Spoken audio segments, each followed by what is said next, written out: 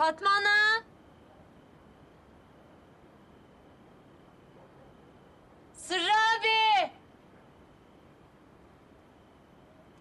Sen Gonca mısın kızım? Evet. Fatma Ana yoktur. Nerede? Ya bağ evindedir ya da yaylaya çıkmıştır. Obanın oradadır. Nerede orası? Çok uzaktır, karanlıktır, kaybolursun. Kurtlar, tilkiler vardır. Gece vakti gidilmez. Şimdi git evine, sabah erkenden kalkar gidersin kızım. Teşekkür ederim. İyi geceler. İyi geceler.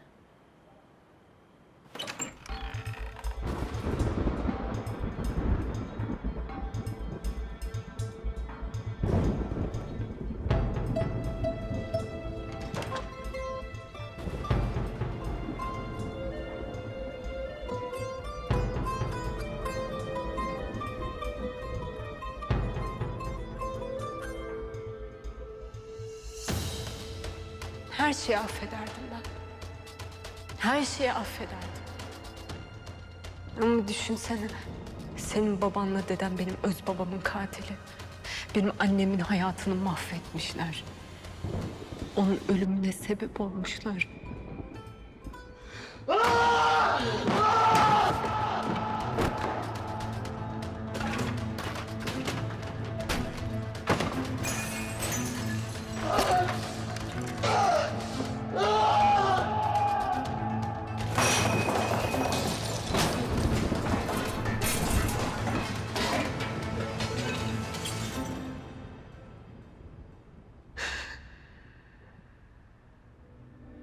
Ve bütün bunlara rağmen seni sevmeye devam ederdim.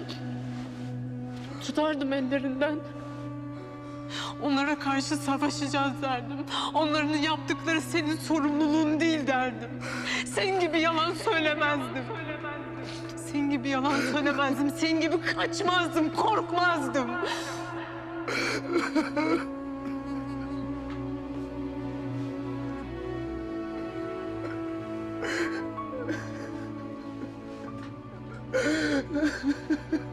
Toprak git. Seni bir daha görmek istemiyorum. Git. Git. Git!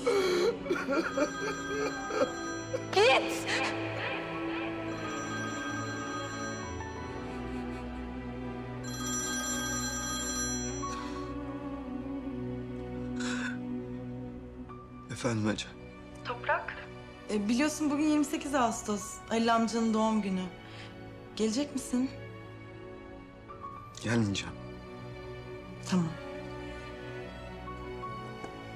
Gelmeyecekmiş.